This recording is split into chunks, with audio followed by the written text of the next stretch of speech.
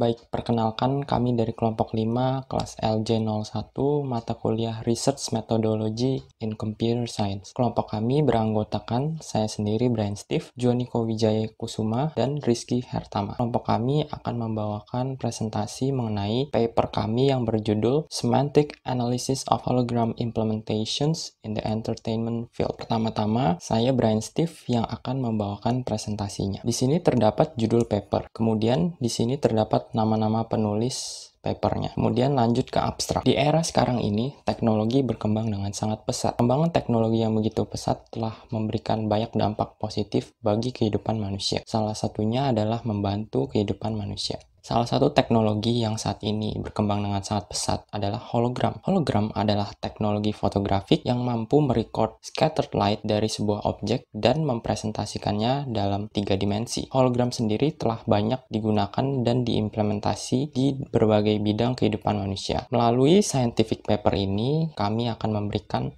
contoh-contoh dan memberikan penjelasan implementasi hologram di bidang entertainment. Lebih jauh lagi, paper ini bertujuan untuk memberikan contoh dan menjelaskan elemen-elemen multimedia yang dimiliki hologram. Di sini terdapat keywords yaitu hologram, implementation, entertainment, multimedia, dan elemen. Bab 1, introduction. Pada awalnya teknologi itu sangatlah sederhana. Seiring berjalannya waktu, teknologi berkembang dengan sangat kompleks. Perkembangan teknologi yang begitu pesat ini telah memberikan banyak dampak positif terhadap kehidupan manusia. Salah satu teknologi yang saat ini berkembang dengan sangat pesat adalah hologram. Hologram adalah fotografi teknologi yang merecord scattered light dari objek dan merepresentasikannya dalam bentuk 3 dimensi. Teknologi hologram sendiri dikembangkan di akhir tahun 1940-an oleh fisikawan Hongaria yaitu Dennis Geber. Dennis memenangkan penghargaan Nobel di bidang fisika pada tahun 1971 ketika menemukan metode holografi. Dennis menemukan teknik holografi ketika melakukan penelitian dalam pengembangan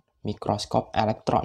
Perkembangan teknologi hologram yang begitu pesat telah memberikan banyak dampak positif terhadap kehidupan umat manusia. Salah satunya adalah hologram bisa diimplementasikan di dalam bidang entertainment. Di bidang entertainment ada banyak sekali implementasi hologram. Contohnya, Kelif menggunakan hologram dengan virtual reality untuk mengadakan konser musik. Dengan hologram ini, konser musik bisa diadakan tanpa harus mengundang artis yang sebenarnya. Hologram ini mengandung 3 multimedia elements, yaitu video, sound, dan animation. Kelif hologram bisa mendisplay artis secara real time dan artis itu bisa bernyanyi layaknya artis sebenarnya. Kemudian di bagian introduction ini kami juga menjelaskan contoh-contoh implementasi hologram lainnya di bidang entertainment dan kami juga menjelaskan elemen-elemen multimedia yang dimiliki oleh hologram-hologram tersebut. Saya, Joniko, akan menjelaskan tentang metode-metode yang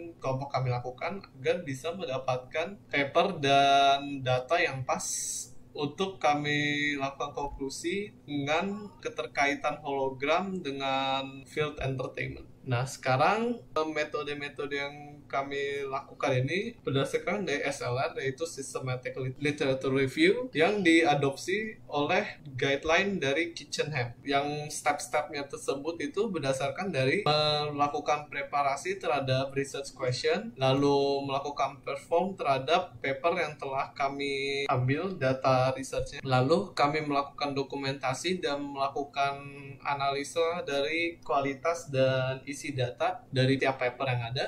Lalu kami melakukan analisa data yang dibutuhkan untuk menjawab setiap research question itu dan kami atur lagi. Lalu setelah itu kami melakukan koleksi data yang dibutuhkan untuk paper kami. Lalu setelah itu kami melakukan implementasi meta-analisa dari paper yang kami dapatkan. Lalu kami melakukan defining terhadap setiap applicability, yaitu setiap aspek dari paper itu agar bisa diaccept dan bisa dipas dengan paper kami, dengan tema paper kami. Lalu dari situ kami membuat report berdasarkan dari data yang kami ambil dari paper-paper yang sudah kami telusuri. Lalu research questionnya itu yang dari pertanyaannya adalah what are the samples and explanation of hologram implementation in the entertainment field, dan what are the examples and explanations of the multimedia elements processed by hologram. Lalu yang terakhir is focusing on finding examples and explanation of hologram implementation in the entertainment field, dan ini juga focusing dari finding a sample dan explanation dari multimedia elemen yang diproses dari hologram tersebut. Research strateginya itu kami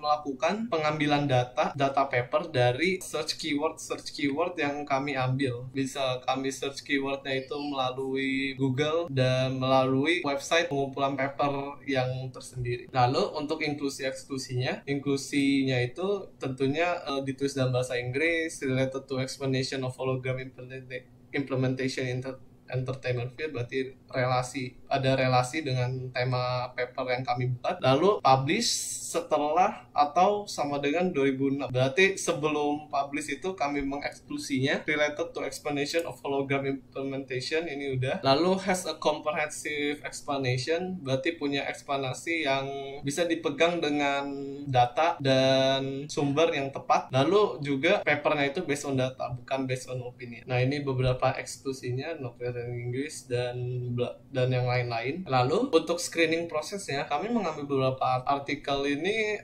totalnya ada sekitar 55 artikel. Dari 55 artikel itu kami melakukan eksklusi. Dari artikel yang sebelum tahun 2006 itu ada 10, kami exclude semua. Lalu kami mengeksklusi juga paper yang tidak punya comprehensive explanation dan not based in that. Berarti totalnya ini ada sekitar 28.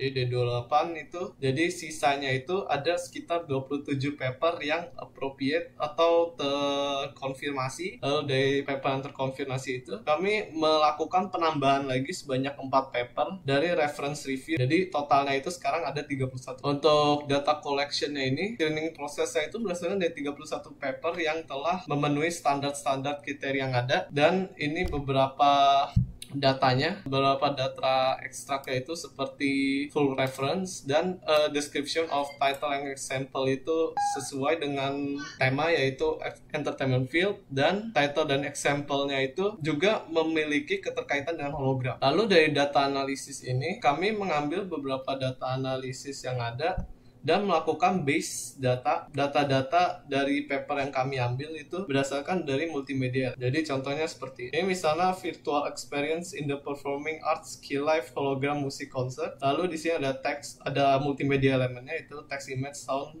video, dan animation. Jadi dari tiap paper yang ini kami mencari keterkaitannya itu ada apa. Jadi X ini menunjukkan keterkaitan. Jadi di paper Key Life ini terdapat multimedia elemen, sound, video, dan animation. Dan begitu seterusnya kami ambil. Baik, selanjutnya pada bab 3 yaitu bab result dan discussion. Pada bab ini berisi implementasi dari paper-paper sebelumnya dan penggunaan hologram di bidang entertainment. Contohnya seperti penggunaan hologram di bidang musik, kemudian berbagai macam metode-metode yang digunakan untuk menghasilkan suatu bentuk hologram yang sangat efisien untuk digunakan pada bidang entertainment. Selanjutnya terdapat bab 4 yaitu bab konklusi atau kesimpulan. Pada bab ini disimpulkan bahwa perkembangan teknologi sudah dapat mendukung penggunaan hologram pada bidang entertainment. Salah satu contohnya adalah penggunaan hologram pada key live musik, yaitu kita dapat mengadakan konser musik tanpa perlu menghadirkan artis dalam konser tersebut. Konser musik ini dapat menggunakan hologram, dan hologram display ini dapat menampilkan display artis secara real time dan dapat bernyanyi seolah-olah artis tersebut hadir pada konser tersebut. Selanjutnya terdapat berbagai macam referensi yang kami cantumkan di sini. Total referensinya itu sampai 31 dengan jumlah paper sekitar 27 paper. Paper-paper tersebut kami dapatkan dengan rentang waktu paling minimal di tahun 2006. Kemudian paper-paper tersebut kami dapatkan dari berbagai sumber yang kredibel seperti Optika, Google Scholar, dan berbagai sumber lainnya. Sekian penjelasan dari kelompok kami, kurang lebihnya mohon maaf. Terima kasih.